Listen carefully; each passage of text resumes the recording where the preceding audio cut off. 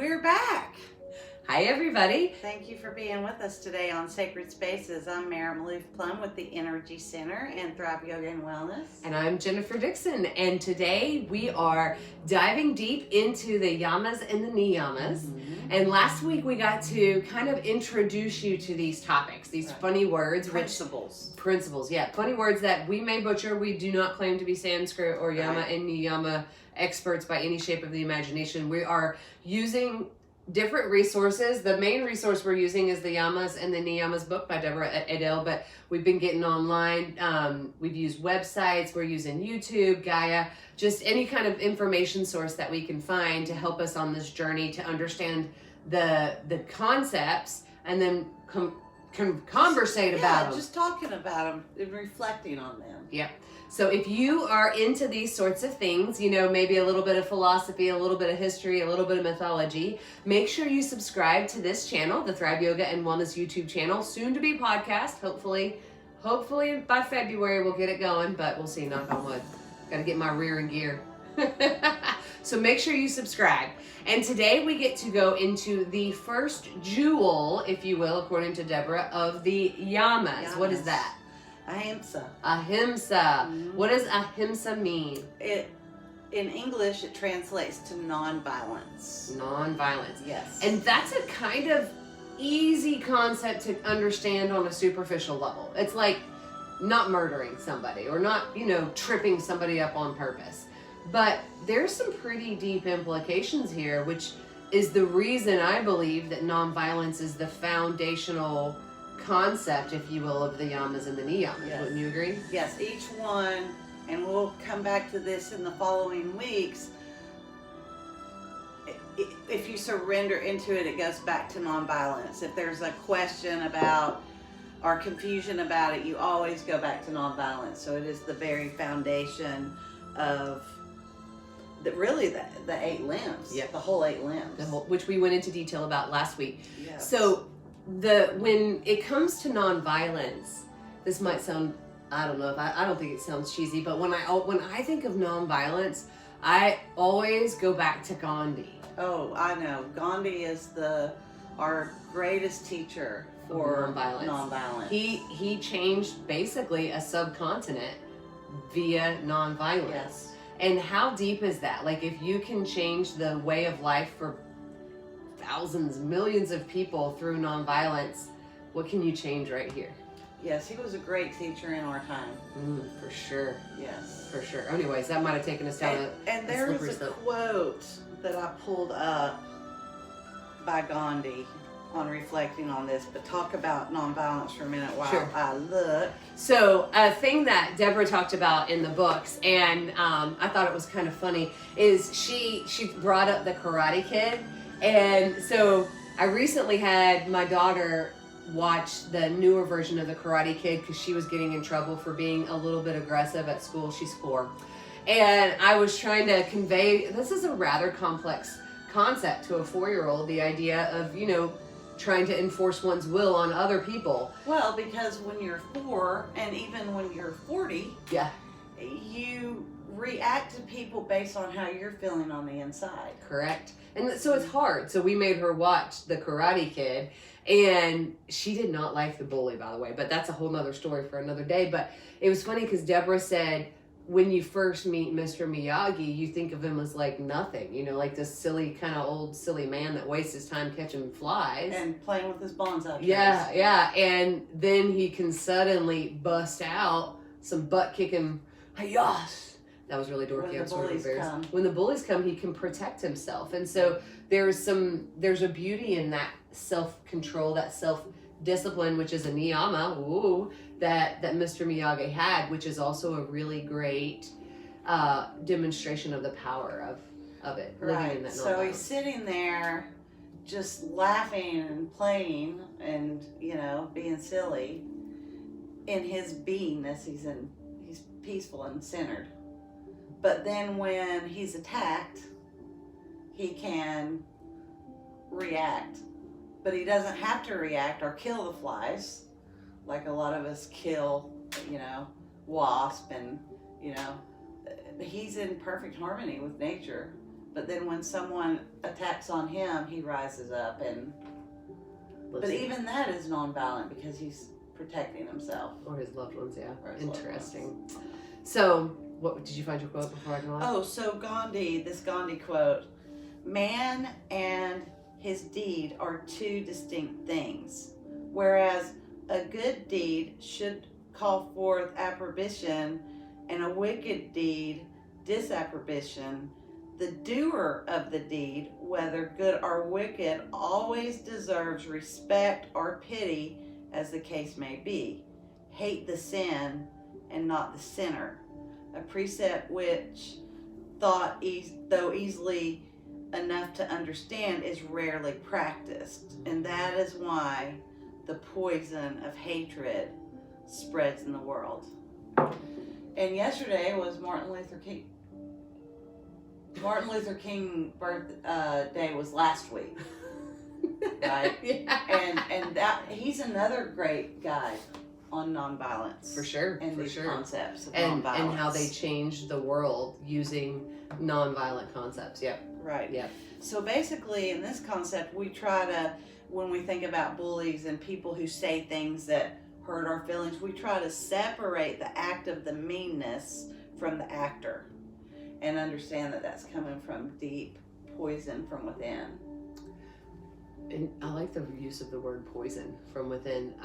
The thing with nonviolence that I want to think about more for myself is it all spews forth. That is within goes Yes. out. And the conversation that is held within is the same conversations that you have Yes. without.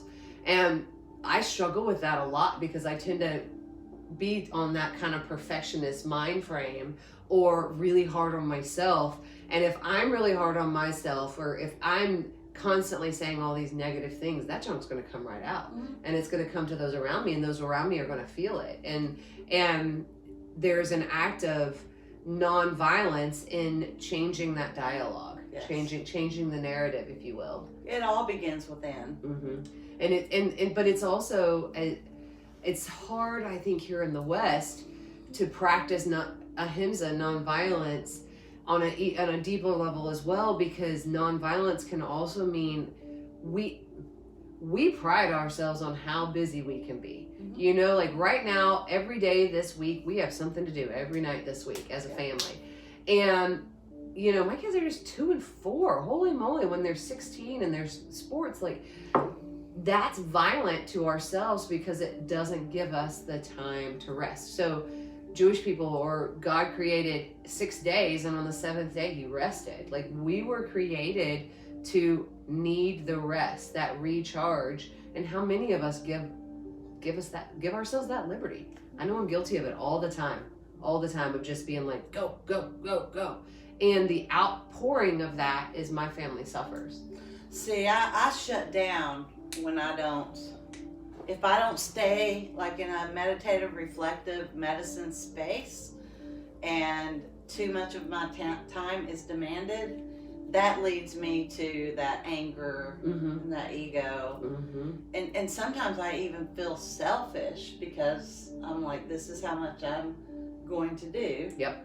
And the rest is going to be my time to reflect and meditate and keep myself where I need to be to do the medicine that I'm here to do. Yep. No, it's and you know, I mean, sometimes I do. I feel guilty, and that's another form of violence. These feelings of guilt and fear. Yeah. Fear is the root of it all. Yeah. I mean, I always say there's only 2 emotions. One's fear, one's love. And anything that's not aligned with love, you know, service, bliss, it's all of these principles we're talking about, nonviolence, is a fear. And anything that spurs from fear is greed, anger, you know, this passive aggressive thing we see so much. Interesting. The too much busyness that you talk about. Yeah, it's all coming from fear. Yeah. And maybe for you, even a sense of competition. Oh, for sure, 100%. And you know, I mean, I've never been competitive. Even I've when I always was been that way. very active, and unless we play skip-bo. Oh man, skip-bo is on. If you play skip-bo with me, you're going to see all these darker sides of me come out. Note to self, I'm like that with Monopoly. Yeah. I've always loved, outdoor activities, and, I used to do a lot of rappelling when I was younger and camping, but things that were non-competitive. Yeah. No, I preferred sports that were just me as compared to team sports, or if it was a team sport, like I could medal in my own because I was that competitive. But if you bring these concepts to competition, then, it's a whole different perception. Because competition is very important, and it's important to have, I think, like, you see this person as kind of, this is kind of where I want to be, instead of judging yourself against it, you're aspiring. That's a much nicer word, the aspiration. It's a shift in, paradigm shift. Interesting. So the Ahimsa, you mentioned it last week in passing, it's non-violence to yourself, non-violence to others, and it also can mean vegetarianism. It can. Every sentient being, but when it comes to vegetarianism, I have kind of a different perception than yogis, because I'm more in alignment with like the native ways, where if you're eating an animal, a meat product, you honor each part of that animal, and they use the skin, the bones, every part of an animal was some form of medicine or tool for them. So, I'm not totally vegetarian, although through the years I have found that I lean that way more and more as I grow in these concepts, just naturally. It's not something I have to try. Yeah. It's just a lot of times I don't want that chicken. Yep. I agree with you. I grew up in a home where it wasn't dinner unless there was meat, preferably red.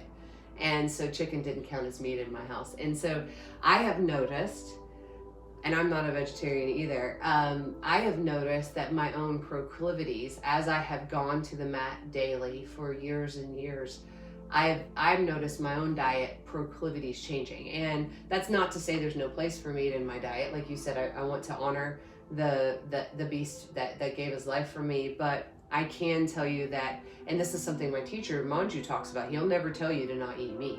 He'll just say keep practicing, and you'll stop wanting it. And interestingly enough, it has become true.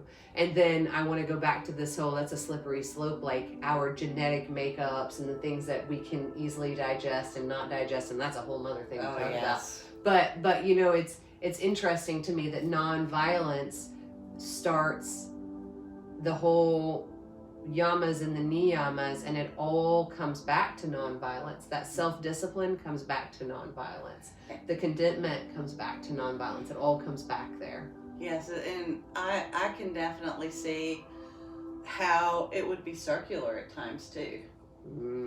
Like a circle, that you're going through these and you're coming back up to the nonviolence and having to kind of go through that whole process again on each level as you evolve and as you deepen your practice.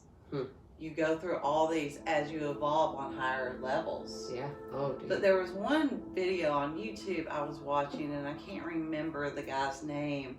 It really didn't resonate with me at all. He was talking about the Bhagavad Gita and how that kind of war, and that story is really about Arjuna's journey with the divine through Krishna, right? That's really what it's all about, is Krishna teaching Arjuna the divine ways. So this guy said that the wars were not a part of nonviolence because they were being attacked, kind of like on Karate Kid, but that if you eat a steak, that is violence. Like there was no if, ands, or buts about it. He was very strict about it, and I know other people that are too.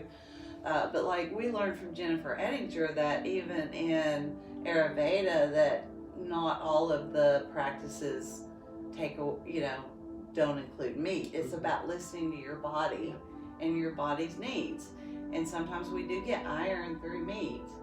And in the ancient native ways, it was more, that the circle of life, that the animals are here to serve us for food too, and warmth through their skin, and the animals are honored. Interesting. They pray for the animals. Yeah. They pray for the animals after they kill them, and then when they eat, they pray for the animal and all who had a part of making the meal. The hands, all the hands that touched it. Yeah, that's like saying grace. Yes. Thank you for the sacrifice and the hands that prepared it. Interesting. I was just curious. Didn't mean to dive down too many rabbit holes to get people upset. So what was that? Uh-oh. Oh yeah. So I apologize if we did get you upset, but I won't tell you what to eat. We're not judging what anyone believes. We're just exploring our own journey with these things. Yeah. Yeah. I have the greatest respect and admiration for our friends who are vegetarian, and their discipline and nonviolent spirit and how they perceive that. So it's just a path that's, I guess, been a longer journey for me. but nutrition and diet is a part of nutrition, of nonviolence, be it a lot of sugar or anything that harms your body. That is a form of nonviolence. And that brings up a point that Deborah made in the book about the first step of nonviolence is courage. Having the courage, Yes. like you said, the activists, the vegan activists and things, they have this amazing courage to go on to do that sort of nonviolence towards the animals, and that's admirable, that Yes, part. absolutely. And how many of us suffer from the lack of courage for other things that could be violent towards ourselves or to others? And so she used the example of being petrified of jumping out of an airplane, and so she gets all of the same fears as if she was in an airplane looking out about to jump, and she's sitting in her chair, and that's violent to herself because it's that fear, like you talked about, the root of it, and having the courage to overcome it. Right. Thoughts, words, and actions. And thoughts are a big one, because what we put out into the universe, if it comes from fear or greed, then what's going to show up in our lives is going to also be of that same vibration. Ooh. So put out more nonviolence. Put out more love, people. All you need is love. we need to end with that song. Oh, I did want to mention that Ahimsa comes from the root hum, which means not hurtful, not hurting others or any sentient being. And then when you add the A,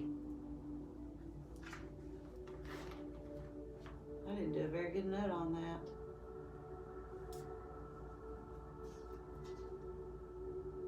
Ahimsa. So the IMSA is the part that means non-hurtful, and then the AI. Okay, so I'm sorry, I didn't make a very good note of this. It made sense at the time when you break down the words. The first part of the word, the second part of the word means hurtful, and the first part means non. Yeah. Normally when you put A at the beginning of something, it's the opposite. Yes. That's one of those That's root. where I was trying to go. Gotcha. Thank So you. Sorry. No, it's okay. The thing that I think we should kind of end on is the fact that it goes back to balance.